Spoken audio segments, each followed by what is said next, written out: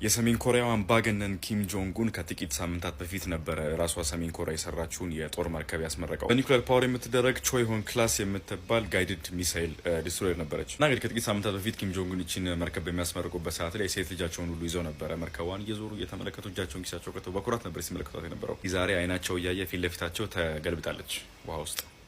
ላችሁ ሳተላይት ኢሜጀሩ እንግዲህ ትላንትና ነበር ሎንች መደረግ የነበረባት እቺ መርከብ በትላንትና ዕለት ወደ ሰርቪስ የምትገባበት ወደ ባህር መጀመሪያ የቀዘፋዋን የምታካሄድበት ቀን ነበረ እና በዚህ ሎንች ላይ ራሳቸው ኪም ጆንግ ኡን ተገኝተው ነበርና እቺ መርከብ የተመለከቷት ነበር። ለመጀመሪያ ጊዜ ሃርበሩን ወይም ደግሞ ወደ ቡለቃ ወደ ባህር ሄዳ የመጀመሪያ ትራቨሏን የመጀመሪያ ቀዘፋው የምታካሄድበት ማለት ነው። መሀል ላይ ያው ሶፊስቲኬትድ በሆነ እስካሁን ድረስ ግልጽ አላደረጉትም የተፈጠረባትን ነገር። መርከቧ መሀል ላይ በቃ ስተርኗ እዛ ውስጥ እያለ ይሄ እንትኗ እንደምትመለከቱ አፍንጫው እዚህ መስለኝ። ልክ አሁን መርከብ ሎንች ሲደረግ መርከብ እንትን ሲባል ሲሰራ ሺፕያርድ ላይ ሲሰራ እንደዚህ ከውሃ ውስጥ ወጥተው ነው የሚሰራው። ውሃው ይኸውና መርከባቸው የተሰራችው ማለት ነው። እና እንደምትመለከቱ እዚህ ጋር አሉ ብረቶች።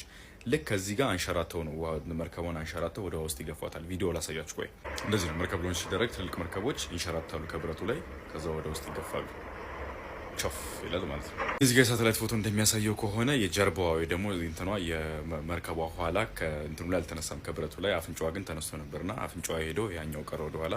ሲሪየስሊ ሆሉ ዳሜጅ እንደተደረገ ተነግሯል። ሆሉ ማለት የመርከቡ ከስር ያለው ፓርት ማለት ነው። ውሃ ሁሉ ሳያስገባ አይቀርም። ኪም ጆንግ ኡን በጣም በዚህ ነገር ላይ በከፍተኛ ሁኔታ በንዴት ሲናገሩ እንደነበር ነው የተዘገበው። እሳቸው እንደተናገሩት ከሆነ this is a criminal act የመዘናቃት ኬርለስ የመሆን አክት ነው እንደዚህ ያደረገው ብለዋል። 5000 ቶን በላይ የምትመዝነው እቺ የኒውክሌር ፓወርድ ዲስትሮየር እንግዲህ በሚቀጥለው ወር ተሰርታ ትቅረብልኝ፣ ተሰርታ ተጠገና ትቅረብልኝ ብለው ትእዛዝ ሰጥተዋል።